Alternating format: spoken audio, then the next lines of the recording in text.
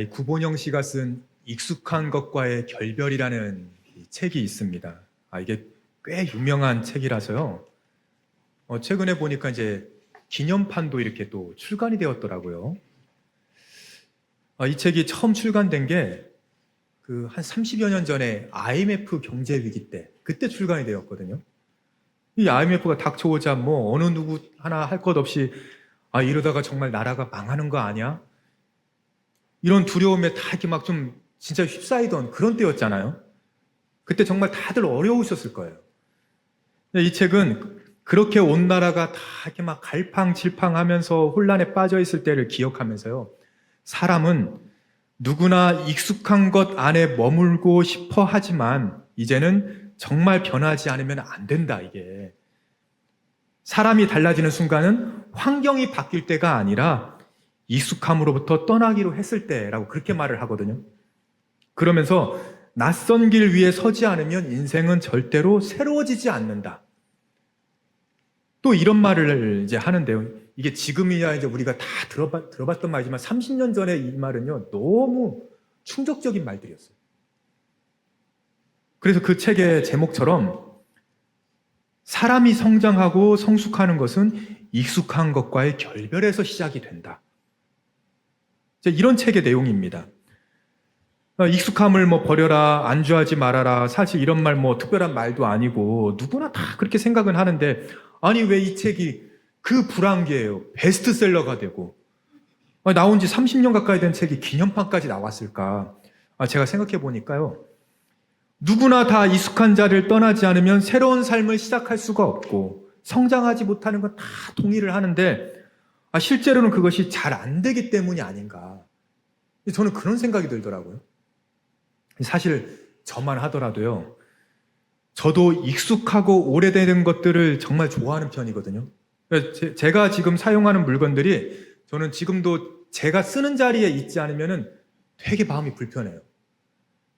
저는 지금도 저희 이제 그 목양실에 불이 꺼져 있어도요. 불 꺼져 있는 상태에서 제 그 책장 거기에 들어가서 어느 섹션에 무슨 책이 있는지를 그냥 찾을 수가 있어요. 이렇게요.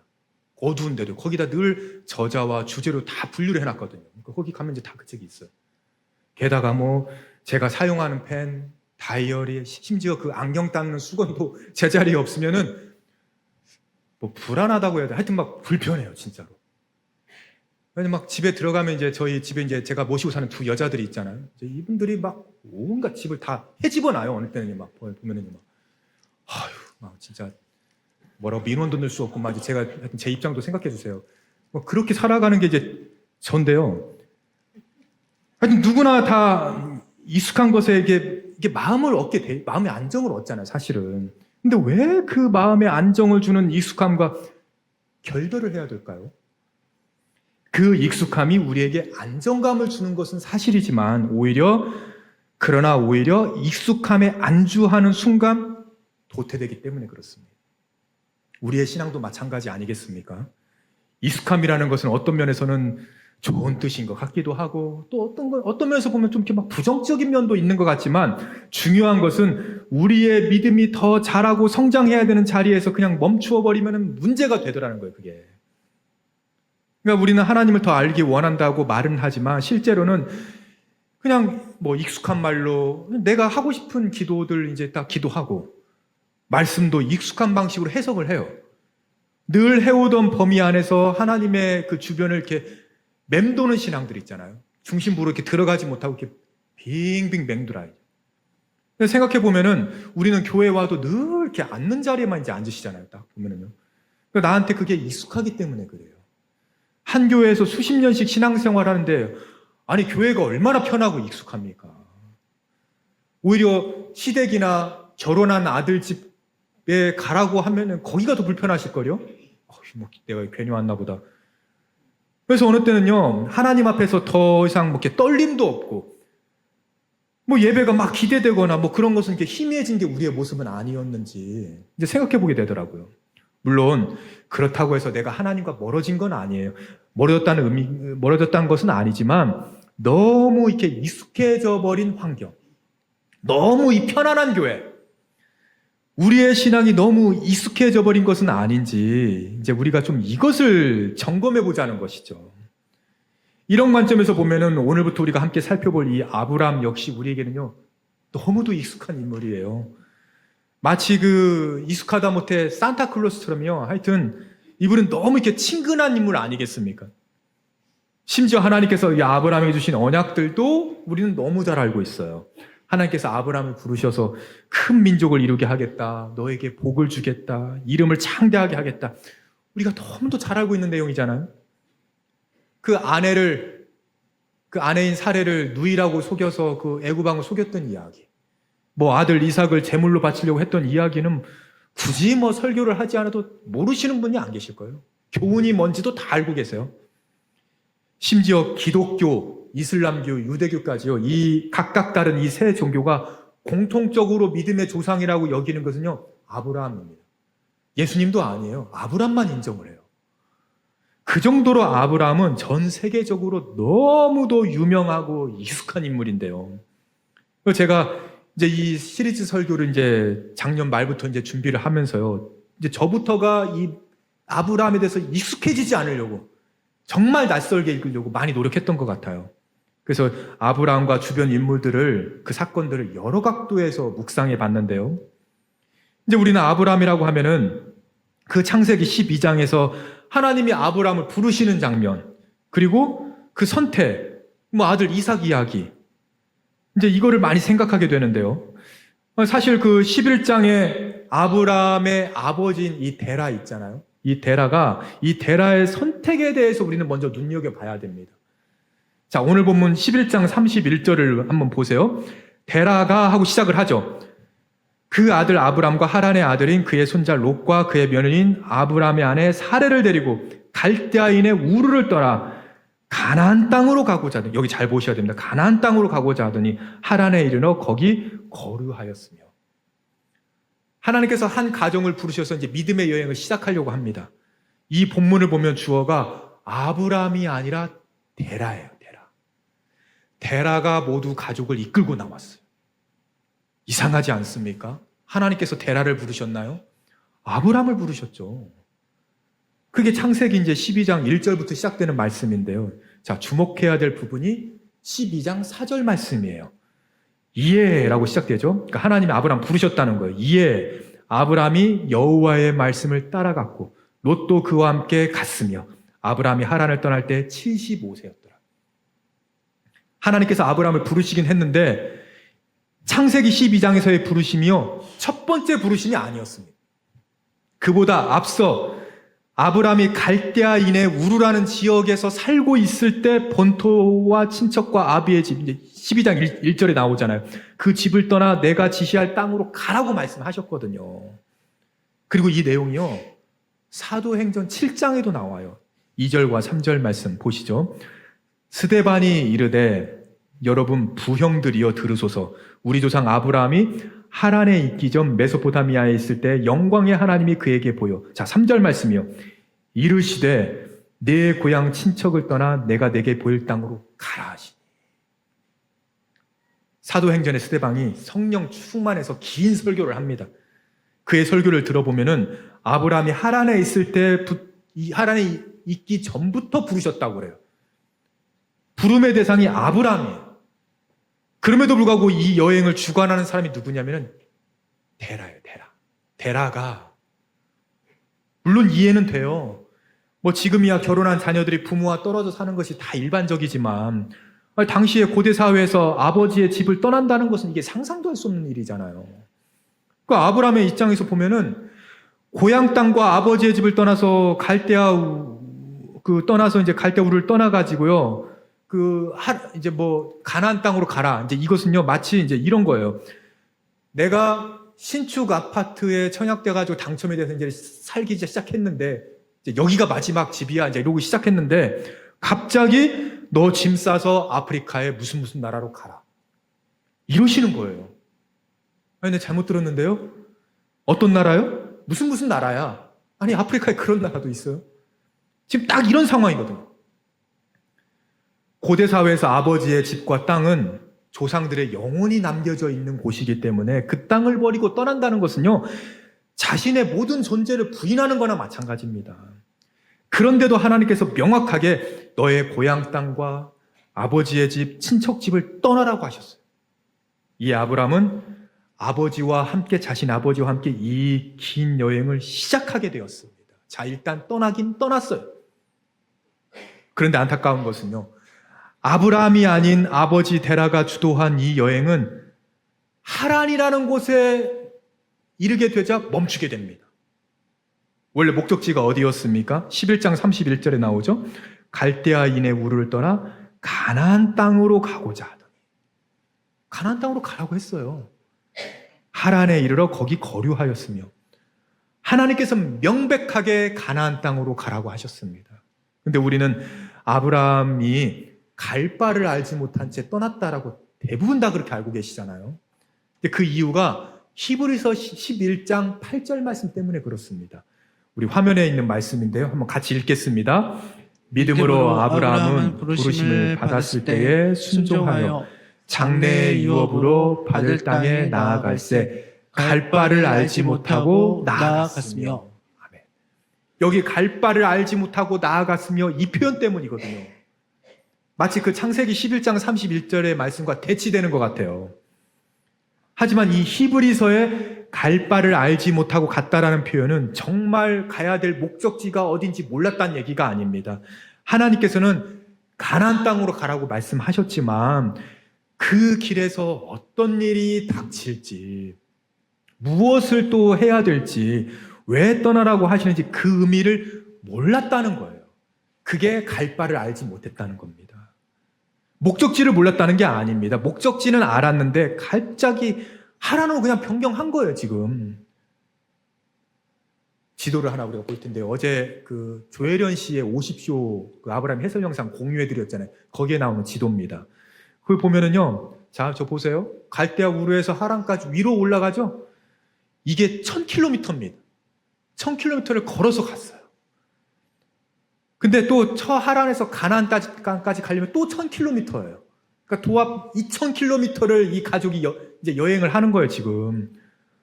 근데 가만히 보세요. 갈대아우로부터 가나안까지 직선거리로 보면 훨씬 더 가까워 보이잖아요? 아니, 근데 왜 하란으로 갔을까요? 왜 거기서 거류했을까요?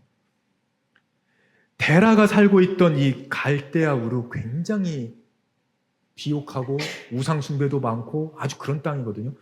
이 갈대아우르처럼요, 하란도 풍족한 땅이었거든요.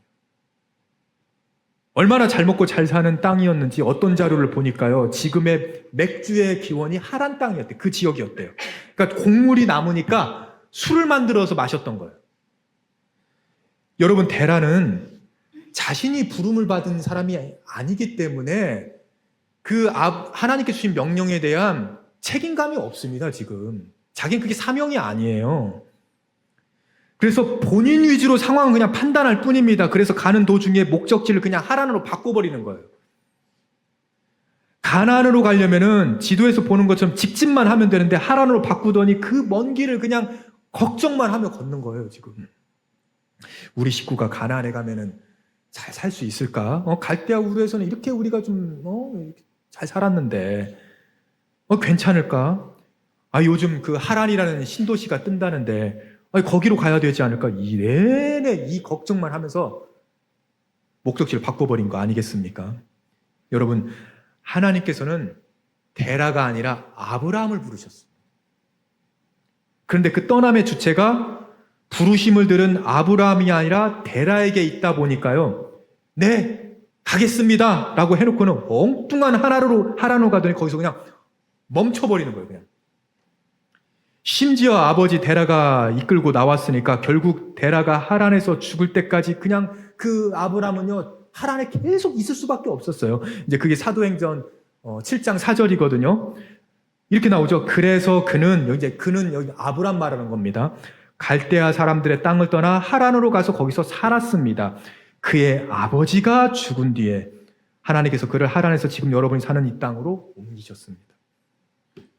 여러분, 이 잘못된 출발, 이것이 우리에게도 있지 않을까요? 우리는 자꾸 아브라함처럼 믿음으로 순종해야 되는데, 그래, 아브라함은 순종의 사람이었지. 아브라함은 이삭을 이렇게 바치려고 그랬어. 나는 그렇지 못해. 우리는 우리의 연약함만 묵상하기 쉬운데요. 아브라함이 떠나긴 떠났어요. 믿음으로 출발했지만 정작 가나안 땅이 아닌 하란에서 60년 세월을 그냥 아무런 의미 없이 보내더라고요. 그의 아버지가 죽기까지 그는 기다려야만 했습니다. 믿음을 가지고 아멘 하고 출발을 했지만 살아보니까 어때요? 여러 가지 형편의 격정이 생기잖아요. 그런 형편들을 또 생각해 보니까, 또 아버지 입장도 생각해 보니까 가나안 땅에 다이렉트로 들어가지 못하고 좀 더 편안하고 좀 더 살아가기 좀 편한 그런 하란으로 가버리는 게, 그게 아브라함 아니었습니까? 사실 성경에서 이 떠난다는 의미는 단순히 그냥 내가 이민 간다 이런 정도의 의미가 아니라 신앙적으로, 환경적으로 완전히 분리한다는 뜻이거든요. 분리된다는 뜻이에요. 그리고 다시는 돌아오지 않는다. 이게 떠난다는 의미입니다. 마찬가지로 우리는 떠나지 않은 게 아니에요. 떠났지만, 떠나지 못한 게 아니지만, 떠났지만 하란으로 갈 때가 있습니다. 내가 주님 위해 살겠습니다. 헌신하겠습니다. 순종하겠습니다. 라고 했는데, 갈 때야 우리에 너무 익숙하다 보니까 떠났지만 비슷한 환경을 찾아요. 그래도 남부럽지 않게는 살아야지. 이런 것은 있어야지. 이런 마음에 약속의 땅을 향하기보다는 조금 더 내가 좀 열정이 식고 기쁨이 없더라도 하란에 그냥 안주하고 싶더라는 겁니다. 현실에 어려움이 생기고 처음 마음과 달리 시간이 지나면서 상황이 바뀌게 될 때 우리는 약속의 땅이 아니라 하란에 머물고자 하는 마음이 우리 안에서요, 이렇게 불쑥불쑥 이게 올라오게 되더라고요, 보니까. 자꾸 곁눈질을 하게 되는 것. 여러분, 이것은 데라를 탓해서는 안 됩니다. 데라는 부르심 받은 사람이 아니라고 그랬잖아요. 약속의 땅을 향한 부르심을 받은 사람은 아브라함이었어요. 여러분들 가정에 여러분들이 아브라함인 거예요. 데라는 따로 있어요. 부르심을 받은 사람이 흔들리면 안 된다는 것입니다. 누가 부르심을 받았느냐, 이게 중요하더라는 것이죠. 출발은 했지만, 떠났지만 아직 하란에 머물게 된 이 아브라함. 믿음은 있지만 여전히 익숙한 환경에 머물고 싶은 우리 모습과 이게 너무도 이렇게요, 비슷해요. 이용규 선교사님이 쓰신 떠남이라는 책을 보면 이제 이분은 신앙생활을 번지점프에 비유를 하시더라고요. 그래서 신앙생활이 번지점프와 비슷한 몇 가지가 있대요. 그 외국의 주요 관광지를 가보면은 그냥 일반적인 번지점프대가 아니라 왜 계곡에 이렇게 막 그 험난한 계곡에 이렇게 번지점프대가 있는 데가 있잖아요. 그 다리 사이에 막 있고요. 보기에도 스릴 넘치는 그 번지점프대가 있는데요. 물론 저는 그 번지점프라는 걸 해보진 않아서 잘 모르겠지만, 이 책을 보니까 번지점프를 하면서 가장 오싹한 순간이 언제냐면은 뛰어내리는 순간이 아니래요. 물론 그때도 무섭고 긴장이 되지만 더 두려울 때는 자신의 몸을 이렇게 묶고 있는 그 줄이 끝까지 다 펴진 다음에 이렇게 그 줄의 탄성 때문에 이렇게 튀어 올라올 때 있잖아요. 다시 이렇게 튀어 올라올 때. 그때 그 계곡 막 그 어지러운 광경, 하늘이 막 갑자기 보이고 말할 수 없이 두렵다는 거예요, 그때가. 저는 그 상상만 해도 좀 그럴 것 같아요. 중력에 의해서 아래로만 향하던 몸이 어느 순간 새로운 힘에 의해서 나도 모르게 그 예측하지 못한 방향으로 이렇게 뛰어오를 때 그 압도적인 두려움이 생긴다고 하는데요. 그러니까 뛰어내리는 것도 쉽지 않은데 뛰어오르는 건 더 무서운 거예요. 여러분, 우리의 믿음이 어쩌면 좀 그러지 않을까요? 우리는 꼭 번지점프 하는 것 같아요, 보면은. 인생의 순간순간 번지점프 해야 될 때가 있거든요. 그 안전요원들한테 설명을 다 들어요. 그래가지고 걱정하지 마세요. 제가 이렇게 안전장치 다 해드렸으니까 그 얘기 계속 하잖아요, 안전요원들이. 이론 교육도 다 받고, 안전장치도 다 확인했어요. 자, 이제 뛰어내리기만 하면 되는 거죠. 자, 이제 지금부터, 모험을 해볼까? 내가 올해부터는 이렇게 살지 않을 거야. 새로워질 거야, 진짜로. 마음 먹었는데, 마음과 달리 한 발자국 앞으로 나가기가 너무나 힘들어요. 너무 무섭고 두려워요. 여러분, 하나님께서 우리에게 약속의 말씀을 주시고요. 우리 송구 영신 예배 때 그 신년 말씀 맥자 우리 다 받으셨잖아요. 얼마나 은혜가 됩니까? 내가 너와 함께 하겠다. 두려워하지 말라. 나는 너의 하나님이다. 너무 은혜로운 말씀으로 주님께서 안정장치도 다 해주셨어요. 그런데 띄어내지 못해요. 계속 그냥 망설이는 거예요. 그런 우리의 모습을 보면서 얘야 내가 좀 도와줄까? 주님이 살짝 뒤에서 좀 밀어주려고 하면 막 기절초풍하는 거죠. 주님 저 정말 떨어질 뻔했잖아요. 막 이러는 거예요 이제는. 왜 밀고 그래요 왜? 어쩌면은요 우리는 다시 튀어오르는 것이 걱정이 되는 것이야. 그걸 경험해봤어야 뭐 튀어오르는 것도 경험해보죠. 그게 아니라 아예 뛰어내릴 생각조차 없었던 것이 바로 아브라함의 모습이고 우리의 모습일 수도 있다는 겁니다. 물론 아브라함도 얼마든지 할 말은 있습니다. 11장 30절에 사례는 임신하지 못함으로 자식이 없었다고 하잖아요. 아니 약속은 받았지만 자식이 없어요. 현실이 다른 거예요 지금. 현실적이 않다는 것이죠. 그래서 하나님께서 아브라함에게 어떤 약속을 또 주시는지 자 계속해서 한번 좀 살펴보면은요. 창세기 13장 16절에 이렇게 나오죠. 내가 네 자손이 땅에 티끌 같게 하리니 사람이 땅의 티끌을 능히 셀 수 있을진데 네 자손도 세리라. 자, 자손에 대한 약속을 해 주시는데요. 이게 한 번으로 끝나지 않습니다. 또 15장 5절 말씀. 그를 이끌고 밖으로 나아가 이르시되 하늘을 우러러 무별을 셀 수 있나 보라. 또 그에게 이르시되 네 자손이 이와 같으리라. 하늘의 별을 어떻게 세요? 근데 자손이 그렇게 된대요. 창세기 22장 17절. 우리 이 말씀은 잘 아시는 말씀인데 한번 같이 읽겠습니다. 내가 네게 큰 복을 주고 네 씨가 크게 번성하여 하늘의 별과 같고 바다의 모래와 같게 하리니 네 씨가 그 대적의 성문을 차지하리라. 아멘. 이런 어마어마한 약속을 해주시려면은 하늘의 별과 땅의 티끌은 둘째치고 모래는 둘째치고요. 계약금처럼 뭐라고 좀 주셔야 되는 거 아니에요? 일단 한 명이라도 자식을 좀 주시면 이제 뭔가 좀 시작되려고 하나 보다. 좀 안심이 될 거 아닙니까? 하나님의 약속을 받았어요. 아멘도 했고요. 근데 옆을 보니까 아내는 이미 아이를 낳을 수 없는 상태인데 어떻게 이제 이 일이 이루어지겠냐고 도대체. 우리 역시 약속과 현실 사이에서 엄청난 이 간극을 만나게 되는데요. 내 집 마련하기 어려운 분들한테 네가 밟는 모든 땅을 주리라? 이런 말씀이 와닿지를 않아요, 이게. 아니, 단 한 평의 땅도 없는데 어떻게 그럴 수 있겠냐고요. 해변에 모래? 아니, 그런 일이 어떻게 있을 수 있겠어요, 그게. 말씀의 은혜도 받고 약속도 받았지만 현실의 어려움을 우리가 마주하게 될 때 답답하기만 하고 이게 한계가 보이더라는 것입니다. 이재철 목사님이 쓰신 성숙자반이라는 책을 보면은 이 믿음에 대한 정의가 나오는데요. 믿음은 약속 어음이라고 하더라고요. 약속 어음. 혹시 어음 받아보신 적 있으세요? 사도행전 7장 5절 우리 세번역 말씀인데요. 한번 같이 읽겠습니다. 그러나 하나님께서는 여기에서 유산으로 물려줄 손바닥만한 땅도 그에게 주지 않으셨습니다. 아브라함에게 자식이 없는데도 하나님께서는 그와 그의 후손들에게 이 땅을 소유로 주시겠다고 약속하셨습니다. 아멘.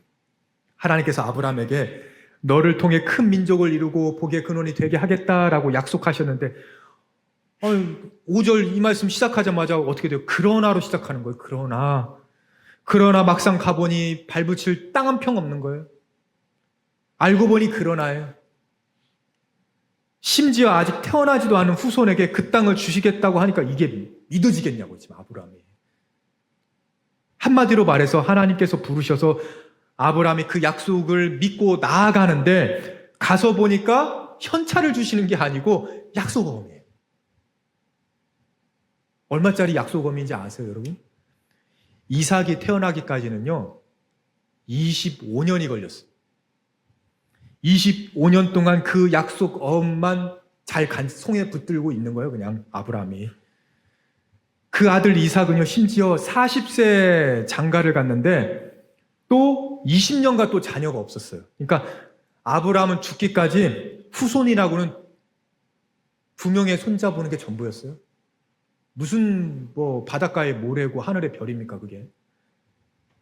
심지어 이삭의 후손들이 그 땅의 주인이 되어서 큰 민족을 이루는 데는 수백 년이 또 흘렀습니다. 아예 이스라엘 백성들은요, 그 출애굽해서 적과꿀이 흐르는 가나안 땅까지 들어가는데 얼마 걸렸어요? 40년 걸렸어요. 40년짜리 어음 받은 거예요. 약속이 이루어지는 것 같지 않아요, 도무지. 사랑하는 여러분, 우리는 언제나 하나님과의 관계 속에서 현찰을 원하죠. 하나님이 현찰을 주셔야죠. 가장 확실한 것, 눈에 보이고 손에 잡히는 것. 아니, 집을 주시려면 뭔가 청약이라도 돼야 되고, 내 자녀 손주들을 크게 쓰시겠다면 좋은 대학이라도 좀 먼저 보내주시면 내가 좀 그 말을 믿을 거 아니에요? 내가 내 기도응답을 받은 것 같고 좀 막 그래서 이것저것 다 달라고 합니다. 근데 하나님은 절대로 우리에게 현찰을 주지 않으세요. 언제나 그러나로 시작되는 거예요. 그러나 약속업만 주세요. 약속업만. 왜 그런지 아세요? 하나님은 우리와 거래를 하기 원하지 않으시거든요. 거래를 원하지 않으세요. 만일 내가 자영업자인데 어떤 손님이 와서 현금으로 계산하려고 그래요. 근데 그 손님 보고 제가 그 손님 보니까요 인격이 좀 부족하신 것 같은데 하면서 그 현금 안 받으실 분 계세요? 물건 안 파실 분 계실까요? 나는 당신과 같은 사람은 절대 믿을 수가 없어. 이런 자영업자가 어디에 있습니까? 그냥 그 손님은 현금 주고 그냥 내가 팔 물건 팔면 되잖아 그냥. 거기에 무슨 그런 뭐 없습니다. 뭐 믿음과 신뢰 이런 거 없어요. 그런데 만일 약속어음이면 여러분 어떻습니까? 함부로 거래할 수가 없죠. 이 약속어음을 발행한 사람의 신용이 있는 사람인가? 내가 믿을 만한 사람인가? 이것부터 확인을 하잖아요. 이 사람은 내가 믿을 만한 사람이다 하면은 그 약속어음을 받겠죠, 그때는. 그 신뢰가 있어야만 물건을 이제 판매하는 거 아니겠습니까? 여러분, 왜 하나님께서 우리에게 현찰이나 자꾸 약속어음만 주실까요? 왜 그러나로 시작되게 하실까요? 하나님이 믿을 만한 분임을 알려주시기 위해서 그런 거거든요. 그래서 뭔가 내가 내 일이 진행되지 않고 잘 안 될 때요. 얼굴을 보면 알 수가 있어요. 우리 그리스도인들은요. 아니 뭐 일도 잘 안 되는 것 같고 어려움이 있으신 것 같은데 왜 이렇게 기쁨이 가득하세요? 그때 우리 말할 수 있어야 돼요. 제가 믿는 구석이 있거든요. 믿을 만한 분이 있어요. 제가. 믿는 구석이 있어야 된다니까 우리가. 하나님께서 우리와 맺기를 원하시는 관계는 현찰 거래가 아니에요. 언제나 약속음을 주시는 신뢰의 관계입니다. 마찬가지로 아브라함에게도 하나님께서 현찰 주시지 않았습니다. 다 보여주시고 막 만지라 자 현찰 만져봐 막 이러면서 떠나라고 하신 말씀이 아니시거든요. 그 12장 1절 말씀에 보여줄 땅으로 가라. 보여준 땅이 아니라니까 지금. 보여줄 땅으로 가라. 계약금이 없는 거죠. 아브라함아 나하고 거래하지 말고 계산하지 말고 나를 믿고 보여줄 땅으로 가라. 가서 보라는 거 아니겠습니까? 어쩌면 아브라함은요 믿음이 없었던 사람이 아니라 믿음은 있는데 현찰을 손에 쥐고 싶었던 사람이었을 것입니다. 우리도 믿음은 없는 것은 아닌데 현찰을 손에 쥐고 싶어요. 사랑하는 여러분, 우리가 현실의 어려움을 마주하게 될 때요, 현실의 한계가 느껴질 때 다시 나에게 익숙한 상황, 현찰을 좀 주세요. 우리가 그 기도가 나와서는 안 됩니다. 우리가 다시 익숙한 삶으로 돌아가지 않아야 됩니다. 가나안으로 가라고 하시는데 하란으로 가서는 안 되는 것이죠. 하나님의 약속이 이루어지지 않는 것 같고 뭔가 손에 잡히지 않는 것 같지만 하나님께서는 세대를 넘어서 자꾸 일하고 계시거든요. 여러분들 여름 때요 하나님께 주신 그 약속의 말씀들이 언약들이 응답되지 않을 수도 있어요. 그냥 손주 2명 보는 게 전부일 수도 있거든요. 진짜로요. 하지만 하나님은 세대를 넘어서 일하세요. 내 당대에 안 되면 하나님께서 내 후손들에게 하실 거야 반드시. 나는 믿는 구석이 있어. 우리가 이래야 되지 않겠습니까? 우리는 다만 오늘 우리에게 주어진 그 삶의 자리에서 주님의 일하심을 믿고 약속의 땅을 향해서 묵묵히 이제 걸어 나가는 거예요. 눈길 돌리지 않고 가나안을 향해서 나가는 거예요. 우리는. 제가 감동이 되는 게 뭐냐면요, 이제 말씀을 묵상하는 가운데, 아니 성경을 다 이렇게 봤는데 그 아브라함 떠났지만 완전히 떠나지도 못했고, 가나안이 아닌 하란에 머물러 버린 그런 아브라함이지만 하나님은 한 번도 그런 아브라함을 원망하지 않으시더라고요. 한 번도 원망하지 않으세요. 성경 어디에도 그를 실패자로 기록하지 않습니다. 중요한 것은 내가 여전히 가나안을 향해 방향을 잘 설정하고 있다는 겁니다. 그러면 하나님은요, 우리를요, 원망하지 않으세요. 탓하지 않으시고요. 그래서 오늘은 여러분과 제가 이제 이번 한 주간 우리가 정말 이 마음으로 붙들어야 될 기도 제목 한 가지만 나누고 이제 오늘 말씀을 정리하려고 하거든요. 이제 우리가 아브라함에 대해서는 계속 살펴볼 거니까요. 이 떠났지만 머물러 있는 우리에게 주시는 이 한 가지 중요한 적용이 뭐냐면은 믿음의 길은 보여주셔야만 가는 것이 아니라 보여주실 것을 소망하며 가는 길이라는 겁니다. 이해가 되시죠? 믿음의 길은요, 보여주셔야 내가 이제 출발하겠습니다, 이런 게 아니고요, 보여주실 것을 소망하며 가는 길이에요, 이게 지금. 자, 오늘 본문 12장 1절 말씀 우리 함께 읽겠습니다. 여호와께서 아브라함에게 이르시되 너는 너의 고향과 친척과 아버지의 집을 떠나 내가 네게 보여줄 땅으로 가라. 아멘. 말씀드렸죠? 보여준 땅 아닙니다. 여러분들에게 보여준 땅 기대하지 마세요, 여러분. 보여줄 땅으로 가라고 하시고, 현찰이 아닌 약속엄 손에 쥐고 이미 보여준 땅이 아닌 보여줄 땅으로 가라고 하십니다. 어디서 무슨 일 만날지 몰라요. 갈 바를 알지 못했다고 하잖아요. 어떤 일이 있을지도 모릅니다. 여러분, 그것 때문에 미리 걱정하고 계세요? 그렇다면은 나를 믿고 보여줄 땅으로 가라라고 하신 그 하나님의 말씀을 믿고 나아가실 수 있는 저와 우리 성도님들 다 되시기를 주님의 이름으로 소망합니다. 이스라엘 백성들에게, 자, 제가 질문 드릴게요. 이스라엘 백성에게 만약에 40년 광야 생활을 다 미리 보여주었다면은 그들이 정말 애굽에서 나왔을까요? 안 나왔을걸요? 그 40년을 4년도 아니고 40년을 광야에서 고생한다는데, 자기들 그 광야에서 다 죽게 된다는데 그걸 보여주면 나오겠어요? 여러분들에게 만약에 장래에 있을 일들을 주님께서 다 정말 보여주신다면 정말 순종하시겠습니까? 떠나실 수 있으시겠어요? 쉽지 않을 겁니다. 확신을 주시면은 내가 가겠다. 하나님 응답을 주세요. 확신을 주시면 가겠다라고 우리는 그렇게 기도를 하지만, 여러분, 그것은요, 오히려 우리를요, 망설이게 만들 거예요. 그것은 믿음이 아니라 내가 하나님과 거래를 하기 시작한 것입니다. 알고 가는 길이 아니라 믿고 가는 길이에요. 익숙하게 여겼던 것에서 떠나는 것, 귀중하게 여기고 소유했던 것들을 포기하는 데부터 시작이 돼야 되거든요. 갈대아 우르처럼 그 과거의 죄악된 습관들로부터 벗어나서 하나님께서 예배해 주신 그 표대를 향해 묵묵히 걸어가는 사람들. 이것이 바로 하나님께서 우리에게 원하시는 길임을 여러분 믿으시기를 바랍니다. 사랑하는 성도 여러분, 혹시 분명히 내가 떠나긴 떠났는데 아직 하란에 머물고 계십니까? 약속의 땅을 내가 가고는 있지만 현실이 두려워서 익숙한 곳을 자꾸만 저기가 좀 나아 보이는데 이렇게 해야 될 것 같은데 견눈질 하고 계시지 않습니까? 분명한 사실은요, 하나님은 그런 아브라함을 포기하지 않으시는 것처럼 우리를 절대로 포기하지 않으신다는 거예요. 어디로 가야 될지, 어디로 어떻게 가야 될지, 무엇을 어떻게 해야 될지 여러분 모르시겠죠? 그럼 괜찮아요. 그러니까 우리가 하나님이 계시는 거잖아요. 우리 하나님 계시는 거잖아요. 하나님은 완벽한 출발을 원하지 않으신다니까요. 일단 출발하는 거예요. 약속은 여러분 다 받으셨죠. 수십 년을 신앙생활 했는데 하나님의 약속의 말씀 받지 않은 사람이 어디 있습니까? 그럼 여러분 출발부터 하세요. 출발을 했지만 하란에 60년째 머물고 계신 분들 혹시 계신다면요, 빨리 툴툴 털고 다시 출발하십시오. 부르심을 들었잖아요. 가나안 땅으로 가라. 가나안으로 가라. 불안해서 익숙한 곳에 머물고 싶더라도 하나님은 그런 우리를 절대 탓하지 않으십니다. 약속을 거두어 가지 않으세요. 그러나 다만 다시 깨닫게 해주시죠. 약속을 확증해 주시고요. 계속해서 보여줄 땅으로 가라고 그렇게 말씀해 주십니다.